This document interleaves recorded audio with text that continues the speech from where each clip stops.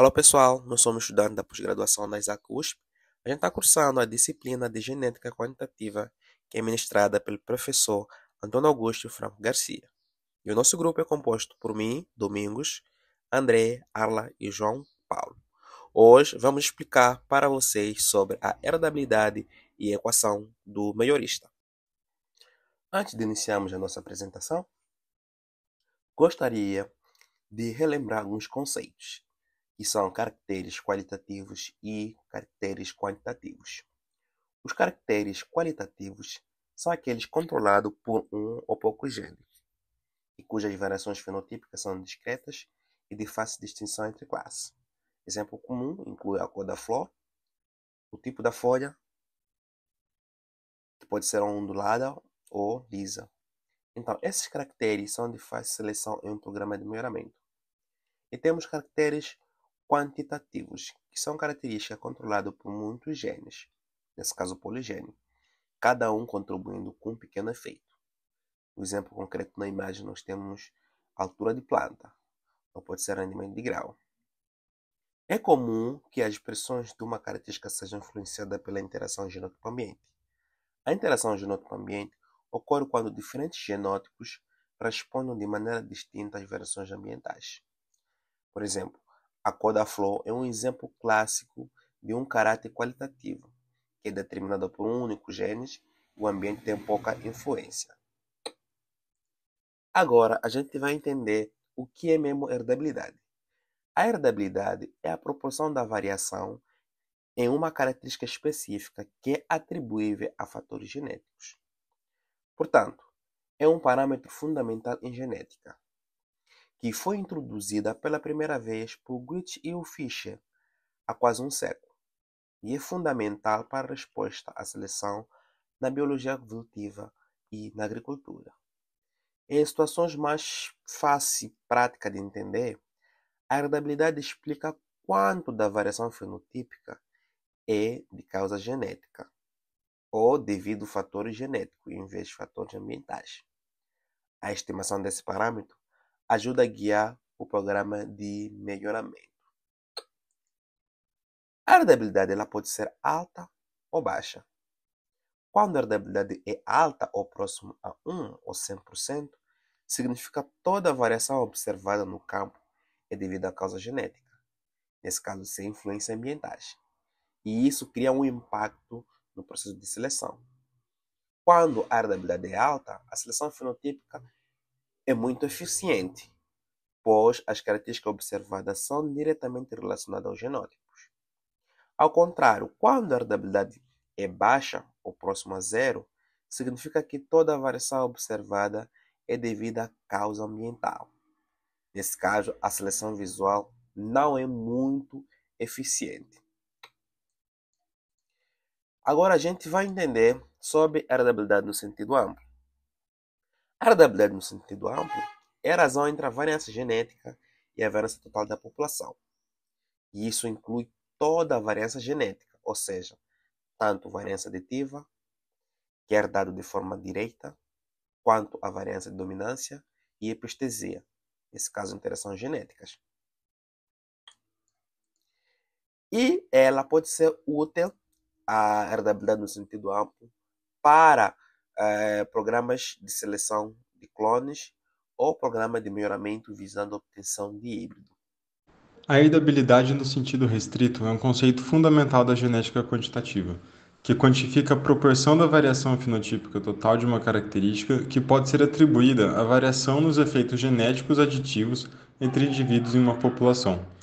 Em outras palavras, é a proporção da variância fenotípica entre indivíduos de uma população que é devida à variância genotípica aditiva. Recapitulando, vale lembrar que o fenótipo é influenciado tanto por fatores genéticos quanto por fatores ambientais. A variabilidade fenotípica pode ser dividida em três componentes principais, sendo elas a variância genética, a variância ambiental e a variância associada à interação entre o genótipo e o ambiente. Dentro da variância genética, existem três tipos de variância que podemos distinguir, que são a variância aditiva, a variância de dominância e a variância de epistasia. A variância aditiva refere-se aos efeitos dos alelos que somam de forma previsível de uma geração para outra, e ela é a principal fonte de variação sobre a qual a seleção natural ou artificial pode atuar de forma eficiente. Dessa forma, a herdabilidade no sentido restrito foca principalmente no componente genético aditivo dessa variação. Matematicamente, esse parâmetro pode ser calculado pela seguinte fórmula: h² é igual a sigma a ao quadrado dividido por sigma z ao quadrado, onde h² é a herdabilidade no sentido restrito. Sigma ao quadrado é a variância genética aditiva e sigma z ao quadrado é a variância fenotípica total. Na prática, um valor de herdabilidade no sentido restrito próximo a 1 indica que grande parte da variação fenotípica é devido à variação genética aditiva, o que significa que a característica tem um alto potencial de resposta à seleção. Já um valor próximo a zero indica que a variação fenotípica é quase totalmente determinada por fatores ambientais, e a seleção genética teria um impacto limitado. Essa medida é extremamente importante em programas de melhoramento genético, porque ela determina o quão eficiente será a seleção para melhorar uma característica ao longo das gerações. Em características com alta herdabilidade, no sentido restrito, como por exemplo a altura de algumas plantas, é possível realizar progressos rápidos através da seleção de indivíduos com os melhores fenótipos. Em contraste, características com baixa herdabilidade, como algumas resistências a doenças, são mais influenciadas pelo ambiente e, portanto, mais difíceis de melhorar apenas com seleção genética. A acurácia de seleção em um programa de melhoramento genético está diretamente ligada à herdabilidade no sentido restrito, já que reflete o quão bem os valores genéticos verdadeiros de um indivíduo podem ser previstos. E está relacionada com diversos fatores como eficiência de protocolos de fenotipagem, número de locais de teste por ano, métodos de melhoramento utilizado, como, por exemplo, populacional, pedigree, retrocruzamentos e também os métodos de seleção empregados. Em resumo, a herdabilidade no sentido restrito e a acurácia da seleção são conceitos interligados, que determinam a eficiência de um programa de melhoramento genético. Esse parâmetro é uma ferramenta poderosa para entender o quanto dos traços observáveis em uma população podem ser previstos e melhorados pela seleção genética, com foco nos efeitos aditivos dos genes. É essencial para prever o progresso genético e otimizar estratégias de melhoramento. Olá pessoal, dando continuidade à apresentação, vou falar sobre a equação do melhorista. A equação do melhorista ela é dada por uma fórmula que é usada para prever a resposta de seleção artificial em uma população, na qual nós temos essa fórmula básica aqui, em que o h² é a herdabilidade no sentido amplo, que mede quanto a variação fenotípica é devida a fatores genéticos, o ΔMi é a resposta de seleção, ou seja, quanto a média do fenótipo muda de uma geração para outra, e o S é o diferencial de seleção, ou a diferença entre a média fenotípica dos indivíduos selecionados e a média da população. De forma resumida, quanto maior a herdabilidade, maior a seleção.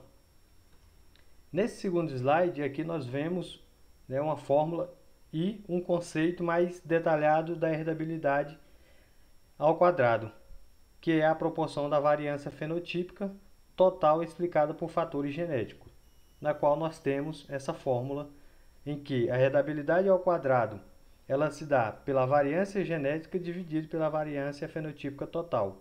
Essa é a correlação quadrada entre os valores genotípicos e fenotípicos. E, em resumo, nós temos aí a herdabilidade ao quadrado que nos diz quanto do fenótipo que observamos é devido aos genes e não ao ambiente. Nesse terceiro slide nós temos esse gráfico em que o retângulo verde grande no gráfico indica a diferença entre duas médias fenotípicas, uma antes da seleção, que é representada por M, e outra após a seleção, que é representada por M1.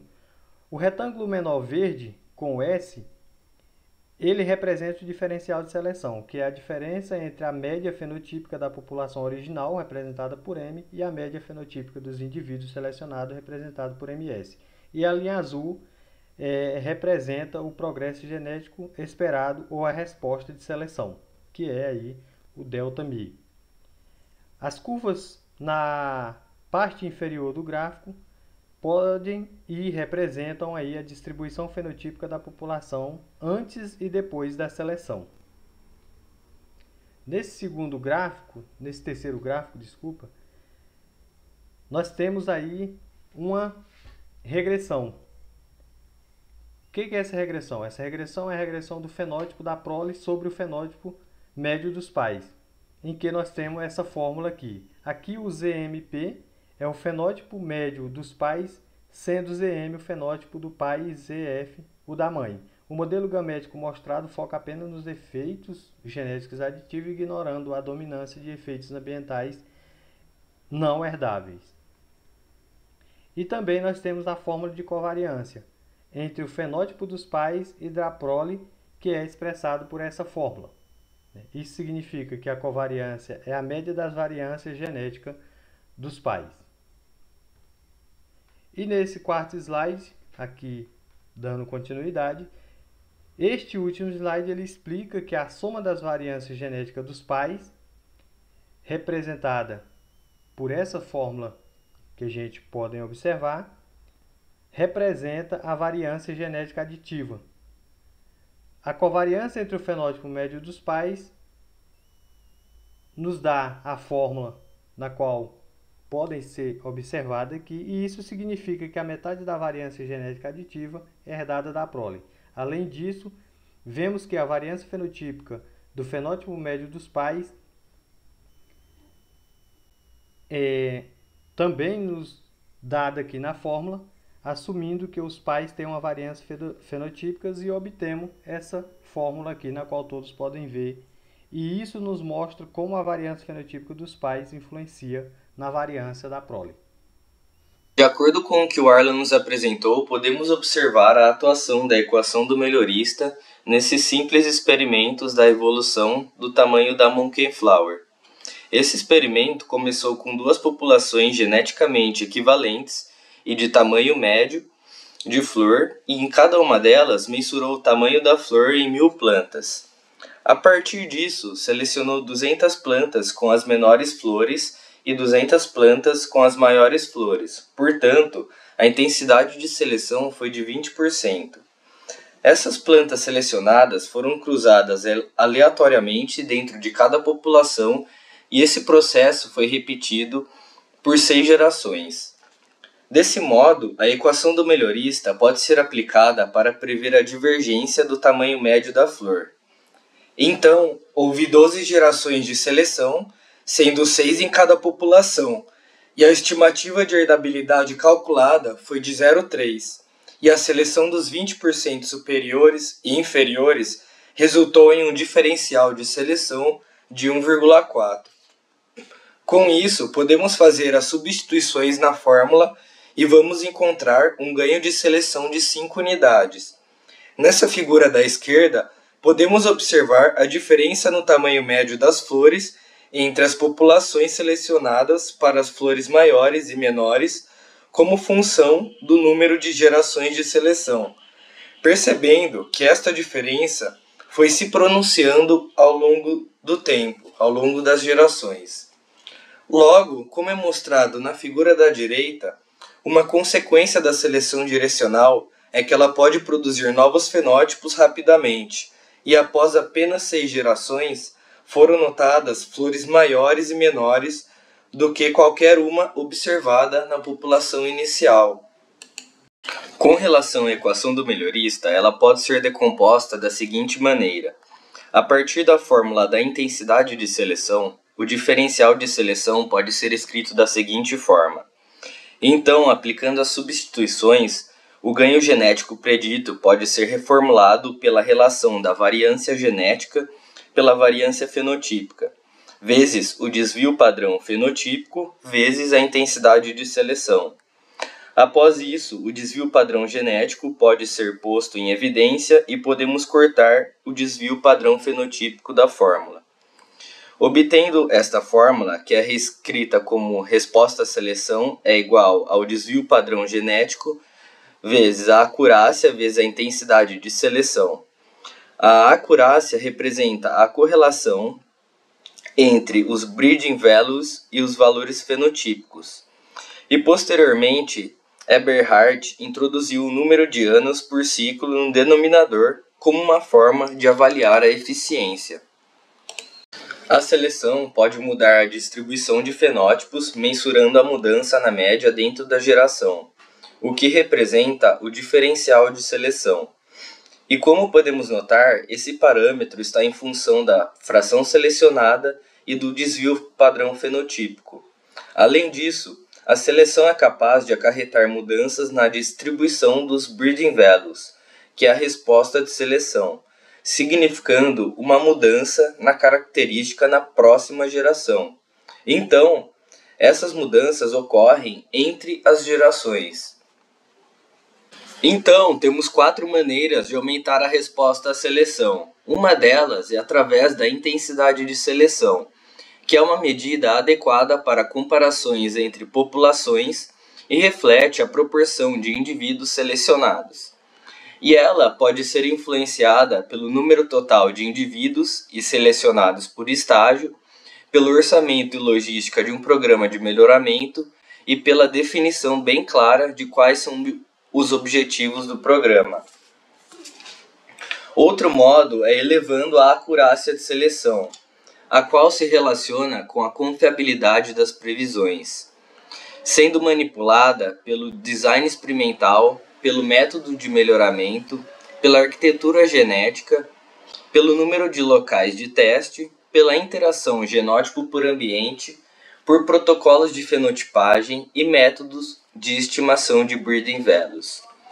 O terceiro numerador refere-se ao desvio padrão genético, o qual mensura a diversidade genética disponível para a seleção conforme o método de melhoramento aplicado. Desse modo, esse componente é alterado de acordo com a introgressão de germoplasma elite selvagem, com a seleção precisa de parentais e pelos tipos de cruzamento. Por fim, o denominador referido como tempo gasto por ciclo de seleção pondera a rapidez do processo de melhoramento, sendo o componente mais barato de ser manipulado. E como podemos reduzi-lo? Através do avanço de gerações em nurseries, também conduzindo as populações em condições controladas, podendo aplicar o speed breeding, pelo tamanho efetivo da descendência, também por seleção genômica, por fenotipagem de alto rendimento, pelo método de duplos haploides, e começar a multiplicação de sementes na geração F4 em plantas autógamas. E para finalizar, deixo esta sugestão de leitura deste ótimo paper, no qual os autores dizem que a equação para a predição do ganho de seleção é considerada a principal aplicação da genética quantitativa no melhoramento de plantas e animais, e detalham como manipular de uma maneira eficiente todos esses componentes detalhados em um programa de melhoramento no setor público. E muito obrigado pela atenção.